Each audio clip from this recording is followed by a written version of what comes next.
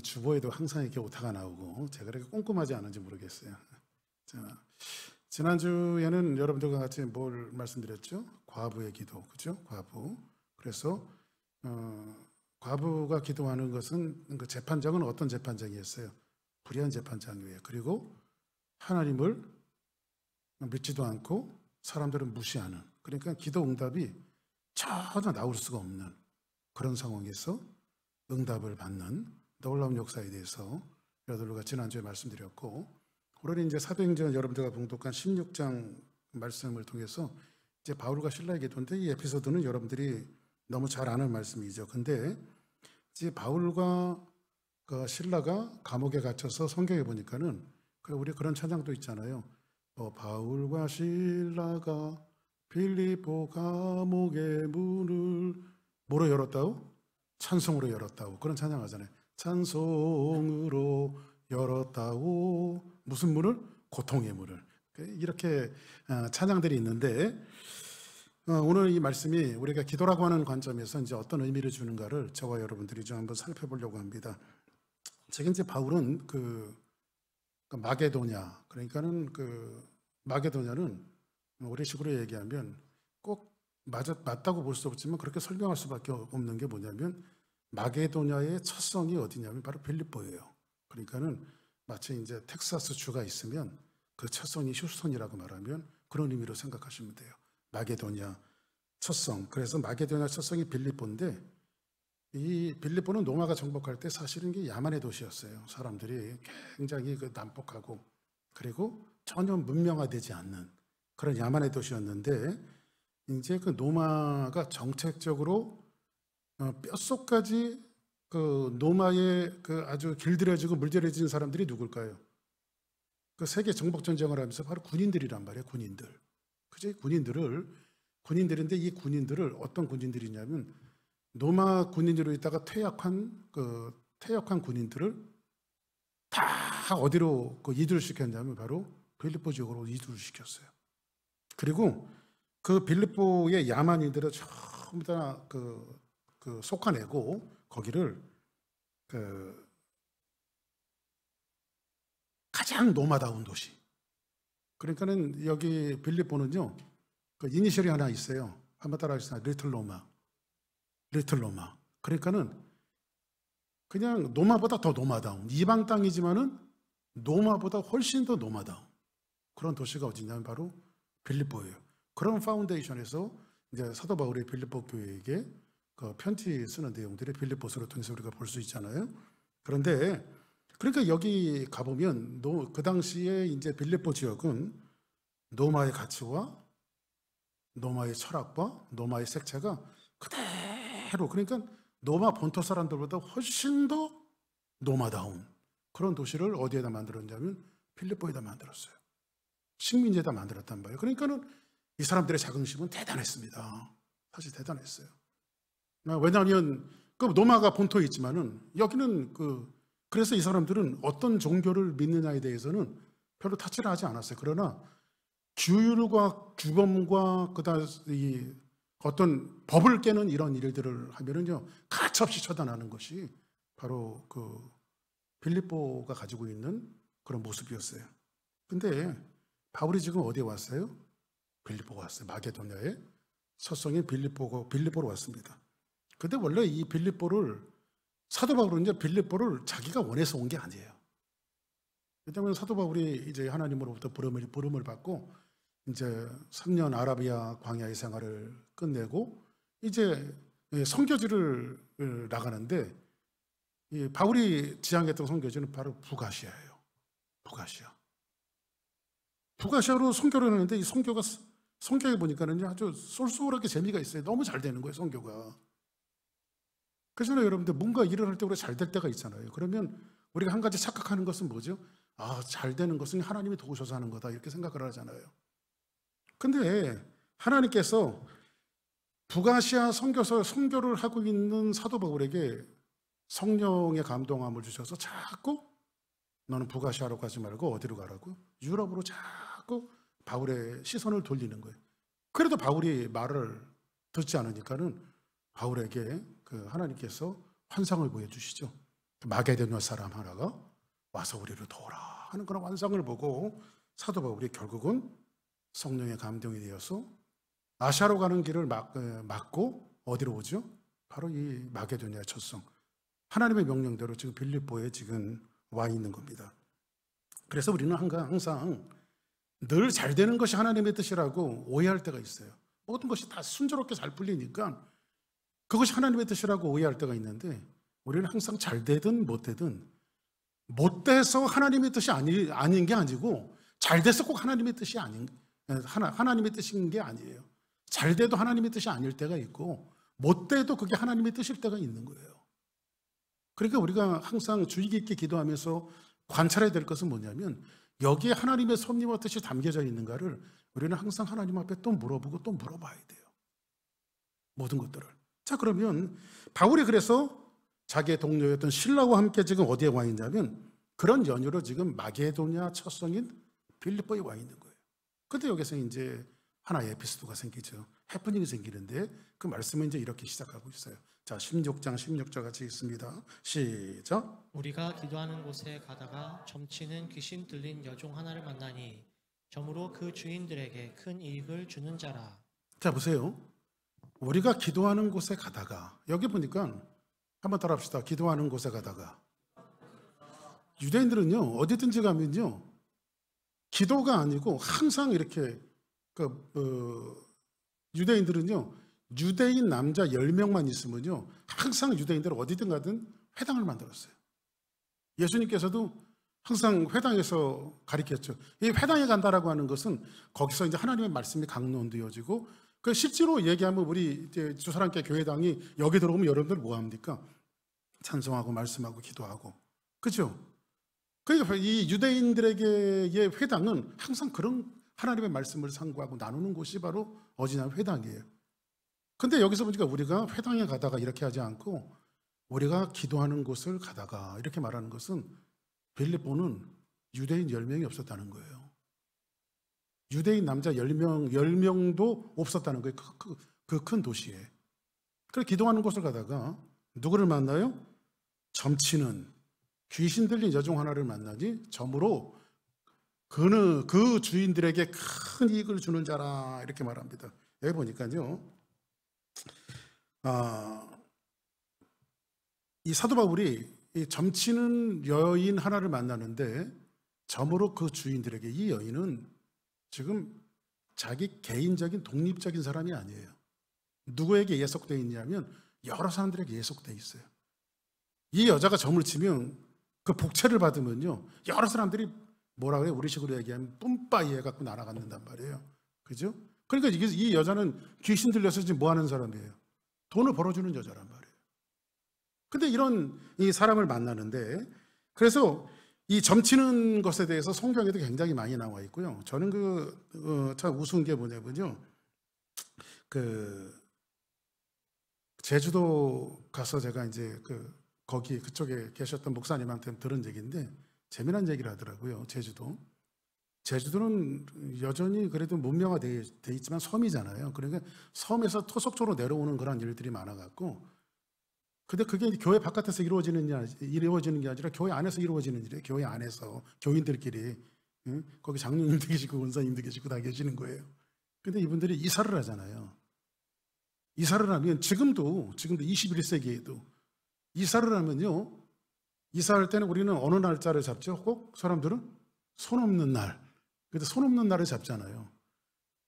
근데 교회 집사님, 권사님, 장로님들 손 없는 날을 잡는 거예요. 안 믿는 사람들이 그러면 뭐 이해가 될 텐데, 믿는 분들이 그러는 거예요. 근데 더 웃긴 건 뭐냐면요, 그 목사님 그러더라고요. 근데 손 없는 날을 잡아갖고 꼭 밤 12시에 이사를 한대요.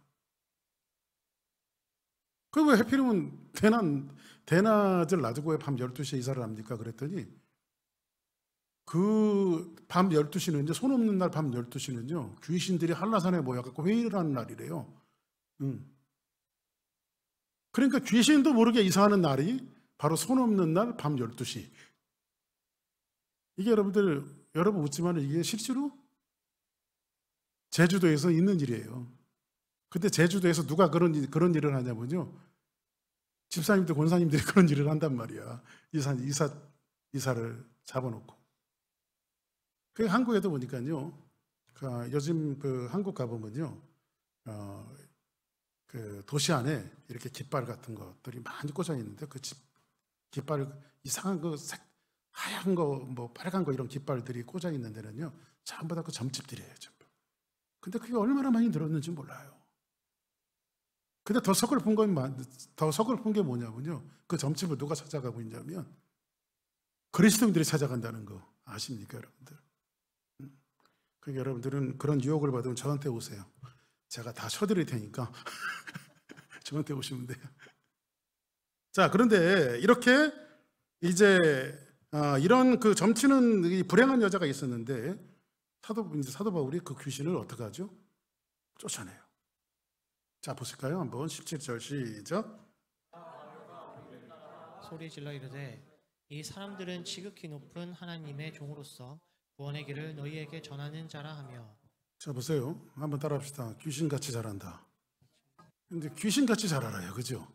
그가 바울과 오리를 따라와 소리질러 이르되 이 사람은 지극히 높은 하나님의 종으로서 하나님의 종인지도 알아요. 구원의 길을 너희에게 전하는 자라 하여. 아주 귀신같이 잘 알아요. 그 다음 18절 시작. 이같이 여러 날을 하는지라 바울이 심히 괴로워하여 돌이켜 그 귀신에게 이르되 예수 그리스도의 이름으로 내가 내게 명하노니 그에게서 나오라 하니 귀신이 즉시 나오니라. 사도 바울이 그렇게까지 귀신을 쫓아내는 의향은 없었던 것 같아요. 근데 여러 날을 쫓아다니면서 그러니까 사도 바울이 열이 받아갖고 우리식으로 열이 받아갖고 나사렛 예수의 이름을 명하는 귀신아 나와라 하니까 귀신이 그 여인에게서 쫓겨나갔단 말이에요. 할렐루야. 그래서 여러분들 교회는 예수님께서 하신 사역도 예수님께서 공생애 때에 3대 사역을 하시잖아요. 첫째는 한번 따라합시다. 가르치시고 전파하시고 병 고치시고. 할렐루야. 근데 병 고치실 때 꼭 병만 고친 것이 아니라 거기에 뭐가 포함되어 있죠? 귀신을 쫓아냈다고. 할렐루야. 그 얼마나 악령의 세력들이 많은지 몰라요. 지금도요. 그 교회는 어떤 사역을 하게 되냐면요. 우리 주사랑교회가 이제 이 스프링 브릿지 쪽으로 이렇게 옮겨졌으니까 이 지역에 있는 귀신들을 예수 못 믿게 하고 사람들을 나태하게 하고 그리스도에게 가까이 가지 못하게 하는 이 어둠의 세력들을 우리는 뭐로? 기도하면서 물리쳐내야 돼. 할렐루야. 그 어둠의 세력을 영적으로 그냥 물리쳐내지 못하면 교회 소망이 없어요. 아멘. 그래서 여러분들 항상 교회에 들어올 때마다 대문 들어올 때마다 나갈 때마다 악령들은 나사렛 예수의 이름으로 물러갈지어다. 할렐루야. 명령하기를 주 이름으로 축복합니다. 그래서 이제 사도 바울이 내게 명하노니 그에게서 나오라 하니 귀신이 즉시 나오니라 하고 이야기합니다. 19절 볼까요? 시작. 여종의 주인들은 자기 수익의 소망이 끊어진 것을 보고 바울과 실라를 붙잡아 장터로 관리들에게 끌어갔다가. 그 여종의 주인들은 뭐죠? 여러 사람들이죠. 그 자기의 수익이 이제 귀신이 나갔으니까 점을 못 치잖아요.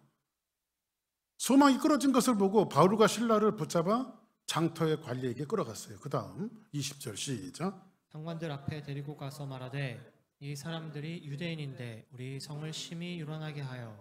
자, 보세요. 상관들 앞에 데리고 가는데 바울과 실라가 고발을 당한 거예요. 조금 아까 말씀드렸죠. 노마는요, 이 빌립보 지역 노마는 그 사람이 어떤 종교를 믿느냐 그거에 관심이 없어요. 여기에 무슨 죄죠? 성을 심히 요란하게 하여. 제목을 뭐로 잡았어요? 예수를 증거한다라고 하는 제목을 잡은 것이 아니라 뭐로 요란하게 해요? 성을 심히 요란하게 해요. 이거는 왜냐하면 질서를 요란케 하는 거는요, 노마 정부는 가차없이 처단을 합니다. 가차없이. 그 제목이 붙들려졌을 때 이제 주의를 하는 겁니다. 21절 시작. 로마 사람인 우리가 받지도 못하고 행하지도 못할 풍속을 전한다 하거늘. 로마 사람인 우리가 받지도 못하고 행하지도 못할 이상한 풍속을 전한다 하거늘. 22절 시작. 무리가 일제히 일어나 고발하니 상관들이 옷을 찢어벗기고 매로 치라 하여. 자, 여기 보세요. 무리가 일제히 일어나 고발하니 상관들이, 여기 상관들이라고 하는 것은 로마의 관리 집정관을 얘기해요. 집정관. 그래서 이 집정관들은요, 여러분들이 살펴보면 집정관들은 요즘에도 경찰들이 방맹이 차고 다니나요? 방맹이? 예, 한국에 방망이 차고 다니나요? 3단봉 차고 다니나 요즘에는? 근데 이런 저는 목발을 차고 왔는데 이게 방망이를 집정관들이 차고 다녀요. 집정관들이 차고 다니는데 그 방망이는요 그냥 방망이가 아니라 방망이 끝에 이렇게 뾰족한 이물질, 쇠 이물질이 들어있어요. 그거로 치면 살점이 툭툭 띄어져 나가는 거예요. 그 방망이로 치면 살점이 툭툭 띄어져 나가는 거예요. 지금 머리가 일찍 일어나 고발하니 지금 고발은 무슨 죄였어요? 도시를 요란케 하는 거예요. 요란케. 이 요란죄는 로마 정부가 그냥 놔둬요, 안 놔둬요? 예수라고 하는 자를 증거한다라고 했으면 안 그랬을 거예요. 근데 지금 도시를 요란케 하는 죄에 얽매이게 되어지니까 상가들이 뭐예요? 옷을 벗기고 매로 심히 치니라 이렇게 말합니다. 그러면 맞으면 살점이 뚝뚝 떨어져 나가는 거예요. 그 사도 바울과 실라가 지금 얼마나 맞았는지 상상이 되죠. 사람들이 쉬었기 때문에. 그리고 23절 보겠습니다. 시작. 많이 친 후에 옥에 가두고 간수에게 명하여 든든히 지키라 하니. 자 보세요. 조금 맞았어요? 많이 맞았어요? 그 많이는 몇 대일까요? 제가 아주 편안한 퀴즈를 하나 내겠습니다. 엿장수가 10분의 가위를 몇 번 올릴까요? 그걸 우리 엿장수 마음대로 하잖아요. 근데 많이 맞았다라고 하는 것은 죽을 만큼 맞았다는 거예요. 누가? 바울과 실라가 죽을 만큼 맞은 후에 옥에 가두고 간수에게 명하여 든든히 지키라고 했어요. 그죠? 그리고 24절 한번 보겠습니다. 자, 시작. 그가 이러한 명령을 받아 그들을 깊은 옥에 가두고 그 발을 착고에 든든히 채웠더니. 자, 그러면 많이 맞고 났으니까 이제 뼈마디가 다 녹아내리고, 여러분 많이 맞아본 적 있습니까? 네? 여러분들 저는 이제 이렇게 지난 월요일 날 이제 제가 이게 사실은 이게 복숭아뼈 밑에가 한 2주 정도 안 좋았거든요. 그때 금요일 예배 딱 왔더니 발이 좀 안 좋은 거예요. 그래서 사모님한테 얘기했더니 그게 뭐라고 얘기하더라고요. 그래서 가끔 침도 맞고 전 진짜 침 맞는 거 싫어해요. 제가 싫어하는데 제가 침을 맞으러 갔다는 건 진짜 아픈 거거든요. 그리고 제가 침 맞으면 그 집에서 놔주면 되지 뭐 클리닉까지 오라고 그러냐고 제가 그러거든요. 근데 제가 고스란히 클리닉까지 가서 맞았어요. 제가 그거 진짜 아프다는 거거든요. 그래서 2주로 제가 침을 맞았는데 조금 완화가 되는 거예요. 이게 완화가 돼서 했는데 이제 뭔가 일을 하다가 그 다리가 90도로 이렇게 그냥 삐끗해 버렸어요. 근데 삐끗한 데가 아픈 그 아픈 부위 거기 삐끗해 갖고요. 막 너무 아픈 거예요. 막 진짜 너무 아픈 거예요. 제가 지금 30년을 넘게 목회를 했는데요. 제가 지금 여러분 안 보이지만 제가 쓰레빠 신고 지금 설교를 하고 제가 쓰레빠 신고 설교하는 건 난생 처음이에요. 제가 목회하면서 진짜 처음 쓰레빠 신고 설교를 하는 거거든요. 왜냐하면 이게 이 구두가 안 들어가 갖고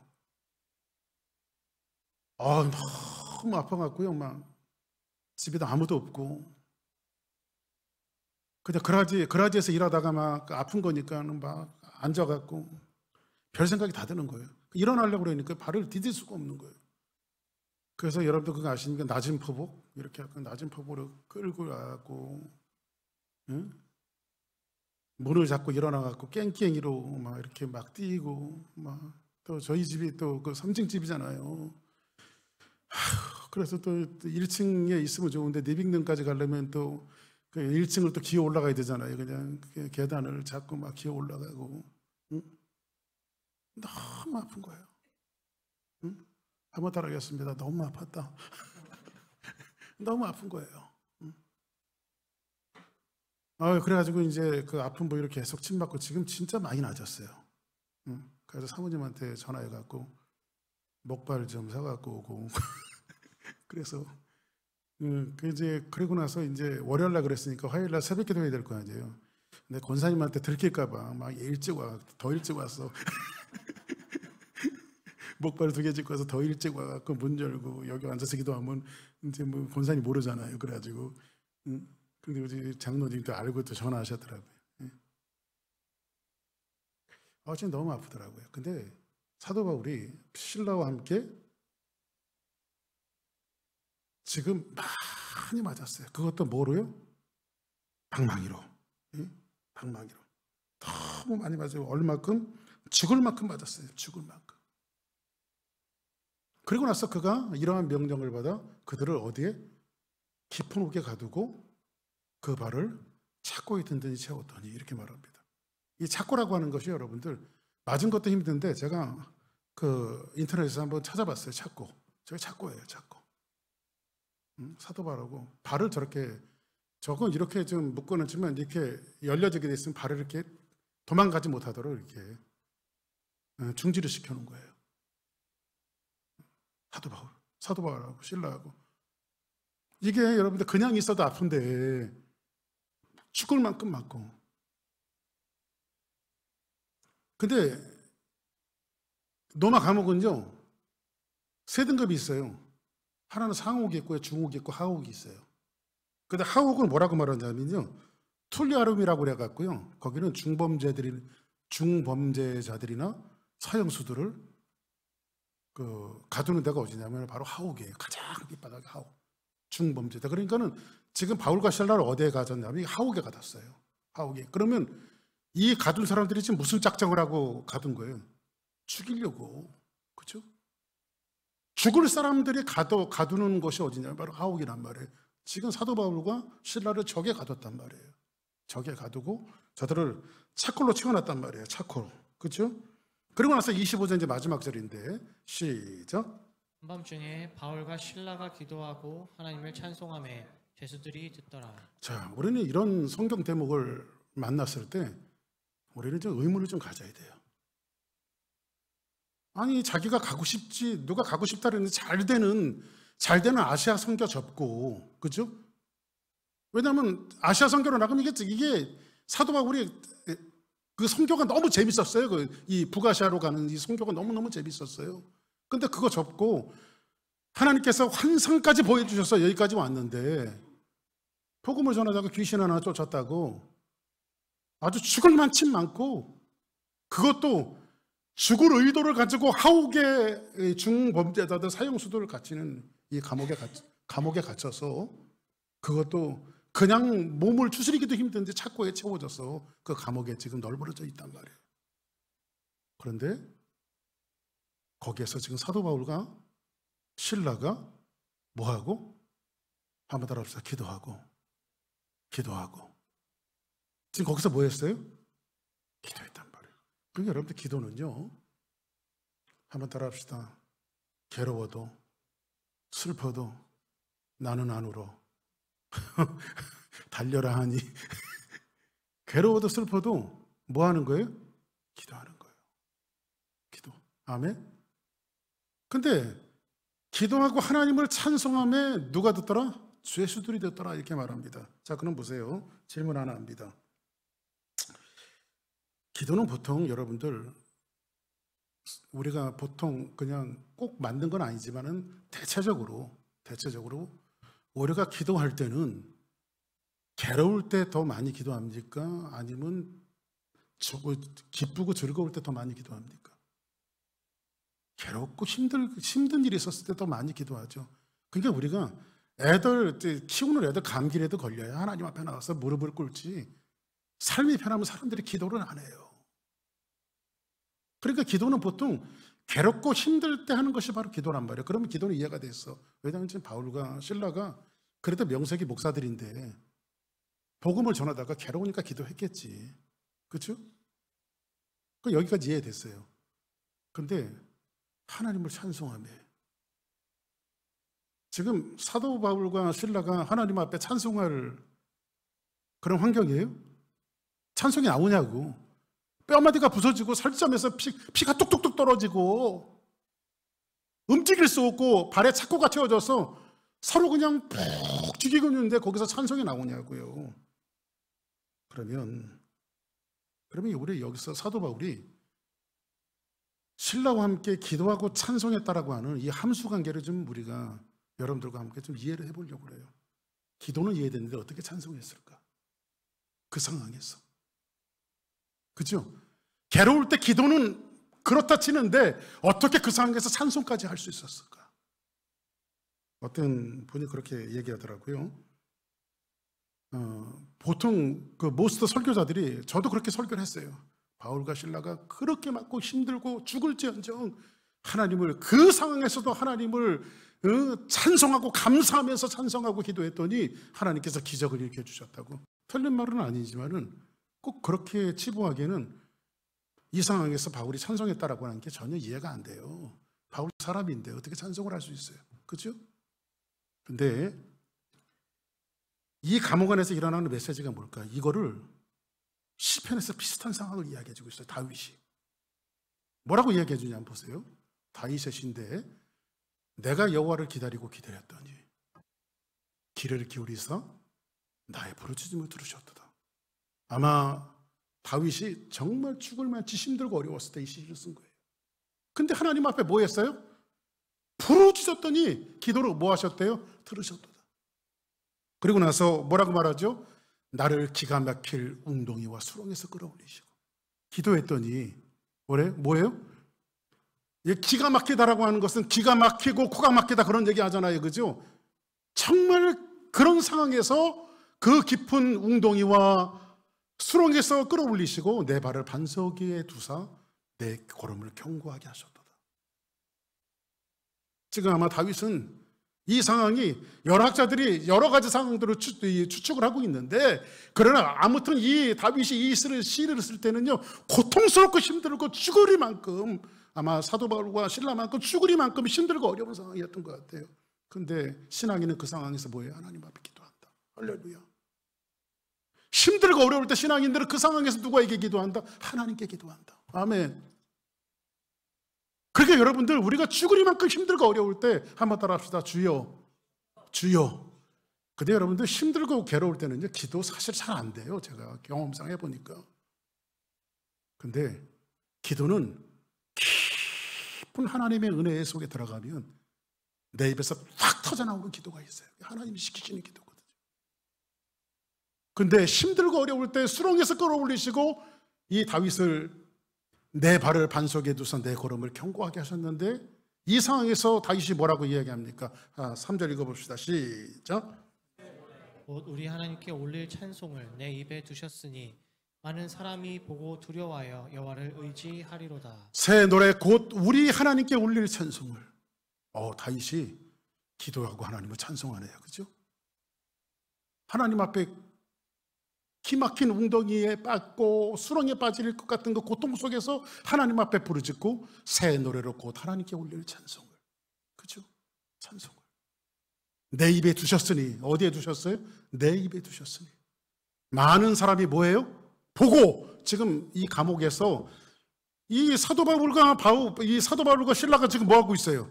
기도하고 찬송했어요. 그죠? 기도하고 찬송했어요. 근데 뭐예요? 죄수들이 그걸 봤어요. 그죠? 똑같은 상황이잖아요. 그죠? 보고 두려워하여 여호와를 뭐하리로다? 의지하리로다. 할렐루야. 오늘 이 감옥의 상황과 다윗의 노래가 굉장히 비슷한 상황이에요. 지금 뼈마디가 쪼개지고 힘들고 어려운 상황 속에서도, 이런 상황에서도 어떻게 감사가 나오고 어떻게 기도가 나오고 어떻게 찬송이 나왔을까? 아마도 이 사도 바울의 입장에서는 아까도 얘기했지만은, 하나님, 아마 이렇게, 저 같으면 이렇게 했을까? 하나님, 정말 잘 나가던 선교 하나님 적게 만들더니 여기 보내서 지금 뭐 하시는 겁니까 지금? 하나님, 나 그 선교, 북아시아 선교할 때 잘 나갔지 않습니까? 많은 영혼들이 돌아오고. 근데 하나님께서 환상까지 보여주시면서 나를 여기까지 이끄셨는데, 하나님 지금 뭐 하시는 겁니까? 왜 나를 이 고통 속에 두시고 힘듦 속에 두십니까? 그렇게 감옥은 무슨 말입니까? 아마 저 같으면 그렇게 하나님 원망했을 것 같아요.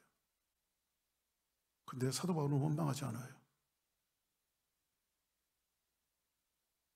자, 그러면 첫 번째입니다. 첫 번째 기회부터 같이 한번 있습니다. 시작. 성도의 고통 속에 하나님의 메시지를 준비하신다. 그래요. 여러분, 성도의 고통 속에 하나님 메시지를 준비하십니다. 아멘. 우리의 고통 속에 하나님은 어떨 때 메시지를 담겨놓을 때가 있어요. 그런데 제가 늘 항상 하는 말씀이 있죠. 한나를 보십시오. 한나가 어떤 고통이 있었죠? 아기 낳지 못하는 거. 자기 고통을 가지고 하나님 앞에 나가요. 엘리 제사장 이야기할 때 왜 술 좀 그만 마시라고 할 정도로 절규하면서 하나님 앞에 기도를 해요. 근데 나갈 때는 누구 문제를 가지고 나가요? 자기의 고통을 가지고 나가요. 근데 그 고통 속에서 기도하면서 하나님을 만나요. 그랬더니 한나에게 하나님께서 그렇게 말씀하시는 거예요. 한나야, 너 애기 없는 것 때문에 그렇게 고통스럽니? 근데 하나님 너무너무 고통스러워요. 야, 나도 고통스럽다. 왜 하나님이 고통스럽습니까? 이 시대에 너는 자식이 없지만은 이 시대에 내 말씀을 증거해 줄 그 한 사람이 없어서 나도 고통스럽다. 그때 한나가 기도가 바뀌죠. 하나님 주시면 내놓겠습니다. 할렐루야. 그렇죠? 하나님의 고통을 이해해요. 그러니까는 자기의 고통이 하나님의 비전으로 바뀌어요. 아멘. 자기의 고통이 하나님의 비전으로 바뀌어요. 하나님은 성도의 고통과 고난 속에 뭘 준비하신다고요? 메시지를 준비하세요. 지금 바울과 실라가 지금 고통과 어려움, 뼈마디가 쪼개지는 이 고통과 시련 속에 있지만 그 속에 하나님께서 뭘 준비하시냐면요. 하나님의 메시지를 준비하셨어요. 이해되지 않죠. 그죠? 근데 사도 바울이 이렇게 하나님 앞에 처음에는 찬송하지 않고 하나님 앞에 기도하다 보니까 뭔가 하나님의 마음을 이해를 했어요. 하나님의 마음을 알아차린 거예요. 하나님 이게 뭡니까? 북아시아 가게 하지 왜 이렇게 맞고 이 하오까지 이게 뭡니까? 근데 기도하다가 한나처럼 하나님의 마음을 알았어요. 두 번째 키워드입니다. 같이 한번 읽습니다. 시작. 기도는 세상을 향하신 하나님의 설득이시다. 기도는 세상을 향하신 하나님의 설득입니다. 여러분들 기도라는 게 여러분들이 간구라고 하는 의미도 있지만은요. 기도는 이 세상을 향하신 하나님의 설득하시는 과정이에요. 저는 그렇게 봅니다. 하나님은 우리를 기도하게 함으로써 세상과 우리를 뭐 하냐면 설득해 나가십니다. 이거 갖고 하나님 앞에 기도했어요. 근데 하나님께서 자꾸 마음을 바꿔주시는 거예요. 그런 경험 여러분들 있습니까? 없습니까? 우리 많잖아요. 그죠? 나는 이거 달라고 그러는데 하나님은 나를 설득해 나가시는 거예요. 이상하게. 그죠? 그런 우리 영적인 기도하는 사람들이라면 그런 영적인 체험들 다 있잖아요. 그죠? 하나님은 다시 한번 따라서 하십니다. 하나님은 기도하는 자를 설득하신다. 할렐루야. 지금 빌립보가 뭐라고 그랬어요? 리틀 로마라고 그랬잖아요. 지금 하나님께서 앞으로 사도행전을 제가 저희 교회에서도 강의를 다 했지만은 이 빌립보로 시작되어지는 사도 바울의 전도 여정은요 정말 기적의 연속이에요. 하나님께서 영혼들이 돌아오고 사람들이 돌아오고 할렐루야. 불모지 같은 유대인 하나 없는 그 땅에 예수 믿고 변화되어지는 역사가 벌어지고 할렐루야. 하나님이 하시는 일들이 있잖아요. 그래서 결국은 이 노마를 정복한 것이 이 노마의 식민지였던 빌립보를 복음으로 정복한 것은요 유럽 전도의 전초 기지가 되어져요. 그런데 나중에 이 빌립보 교회가 어떻게 하죠? 사도 바울을 이 빌립보 교회 자체가 사도 바울을 돕는 후원 교회가 되어지잖아요. 그렇죠? 그래서 진짜 사도 바울이 로마 감옥에 갇혔을 때에 사도 바울의 고통을 함께 했던 사람이 누군지 아십니까? 바로 빌립보 교인들이에요. 빌립보 교인들은요 에바브로디도 편에 끊임없이 바울이 감옥에 갇혀 있는 바울을 후원하고 돕고 위로하고 헌금을 보내고 성경헌금을 보내고 이런 교회가 어디 그러한 것에 쓰임을 받은 교회가 너희밖에 없었다고 사도 바울은 고백할 정도니까. 그게 어디라고요? 바로 빌립보 교회예요. 바울은 하나님 앞에 기도하는 것이 잘 먹고 잘 사는 게 아니었어요. 사도 바울이 하나님 앞에 부름을 받은 것이 무슨 사도로 부름을 받았어요? 이방인의 사도로. 그러니까 이런 이방 땅으로 가는 게 맞아요, 안 맞아요? 맞죠. 하나님이 걸어가라고 하는 길이 맞아요. 그러니까 여러분들 우리가 눈물과 슬픔과 고난이 있을 때 거기서 뭐가 터지? 하나님의 마음을 알게 되어지면 막 찬송이 터져 나오는 거예요. 찬송이 터져 나오는 거예요.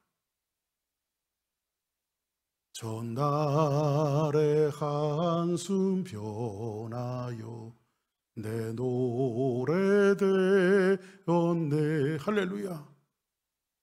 그리고 나서 세 번째 한번 볼까요? 시작. 하나님은 기도하는 자에게 찬송을 주신다. 할렐루야. 하나님은 기도하는 자에게 찬송을 주십니다. 아멘. 그러니까 바울과 실라가 어떻게 기도했고 그 기도가 어떻게 찬송으로 바뀌었는가, 이 함수관계가 여기서 풀어지는데, 누구를 계세요? 하나님 기도를 통해서 사람을 설득해 나가시고, 그리고 왜 하나님께서 부가시아로 가는 길을 막고 이 빌립보로 보낼 수밖에 없는가를 사도 바울이 막 이해가 되어 100번도 더 이해가 되어지니까요, 야, 무릎을 치면서 하나님을 찬송하기 시작하는 거예요. 착고에 채워졌을 때도. 그리고 하나님이 되어질 일들을 막 사도 바울에게 보여주시니까요, 여러분들 앞날에 대한 소망을 본 사람만큼 무서운 사람 없어요, 여러분들. 그죠?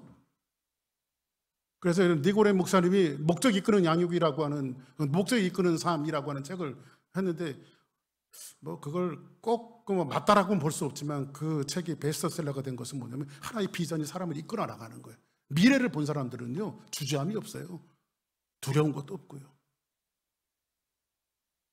그래서 하나님은 그렇게 엎드려 기도하는 자에게 뭘 주시냐면 찬송을 주십니다. 그래서 뭐라고 찬송해요? 주님을 찬송하면서 할렐루야 할렐루야, 내 앞길 멀고 험해도 나 주님만 따라가리. 할렐루야. 이런 찬송 부르는 거예요, 우리가. 하나님의 계획 앞에 눈을 뜨게 하셔서 거기에 반응케 하시는 거예요. 만약에 바울이 감옥에서 이 석방이, 하나님 이 감옥에서 제발 좀 나가게 해주세요, 하나님 너무 괴로워요, 석방하게 해주세요 라고 기도했다면 막 거기 옥터가 흔들리고 지진이 나잖아요. 그때 나와서 해야 되는데 사도 바울이 나가요, 안 나가요? 안 나가죠. 착고가 다 풀어지고요, 사슬이 다 결박된 게 풀어지고요, 그냥 있어도 유유히 그냥 걸어 나가면 되는데요, 사도 바울이 안 나가요. 그냥 그 자리에 있어요. 그 자리에 있었다는 것은 뭘 증언해주고 있어요? 뭔가 하나님 보여주신 담대함이 그에게 있는 거예요. 할렐루야. 담대함이 그에게 있는 거예요. 나중에 자기가 로마 시민권자라고 하는 사실을 나중에 밝히죠. 그 사도 바울이 로마 시민이라고 하는 사실을 알고 상관들이 막 불불 떨잖아요. 그리고 사도 바울이 뭐라고 말해요? 너희들이 로마 시민을 이렇게 매질을 해? 너희들이 와서 나를 데리고 나가라고. 그거잖아요. 그거 제발 나가달라고. 할렐루야. 애굽 사람들이 이스라엘 민족 보고 은금 폐물을 갖다 주면 제발 나가달라고 했던 것처럼 사도 바울을 그렇게 내보내잖아요. 그렇죠? 할렐루야. 그럼 하나님이 보여주신 이게 뭔가? 성경에 보니까 뭐라고 말해요? 그 기도와 찬송들은 누가 듣는데? 죄수들이 듣더라. 죄수들이 보고, 죄수들이 듣고. 이거는 뭐냐면요, 원문에 보니까 한번 따라하시다. 깊은 경청. 깊은 경청을 하는 거예요. 저 사람들 도대체 뭐지 저거? 아파서 지금 힘들어 죽을 것 같은데 저 사람들 도대체 지금 저거 뭐야? 기도 이해가 되는데 어떻게 찬송도 할 수 있지? 깊이 경청하고 있는 거예요. 이게 뭐지? 그때 29절 한번 봅시다. 시작.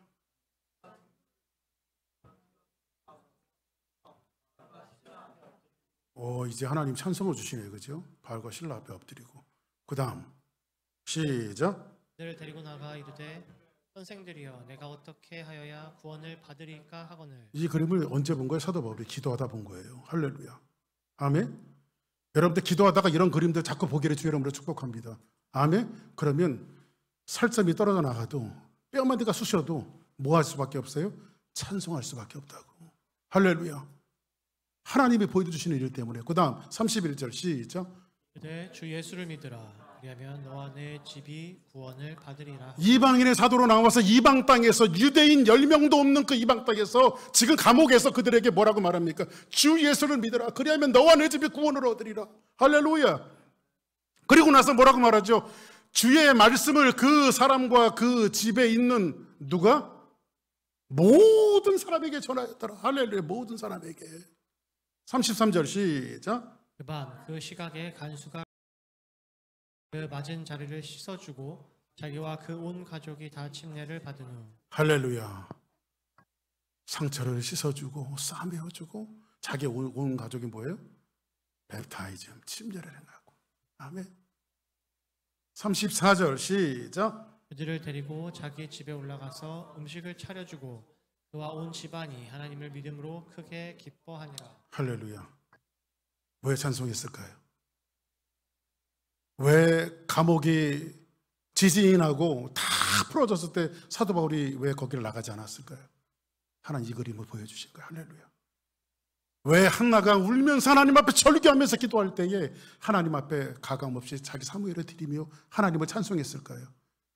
이 온 결여와 민족이 구원을 받고 하나님 앞에 회개하는 것들을 한나에게 보여주신 거예요. 할렐루야. 우리에게는 기도할 때 그런 그림들이 보여져야 돼. 아멘. 여러분들이 고통과 어려움 속에 하나님께서 그 하나님의 메시지를 준비하시는데 그 메시지를 보는 사람들은 뭐 할 수밖에 없어요. 기도만 하는 것이 아니라 뭐를 한다? 찬송을 한다. 할렐루야.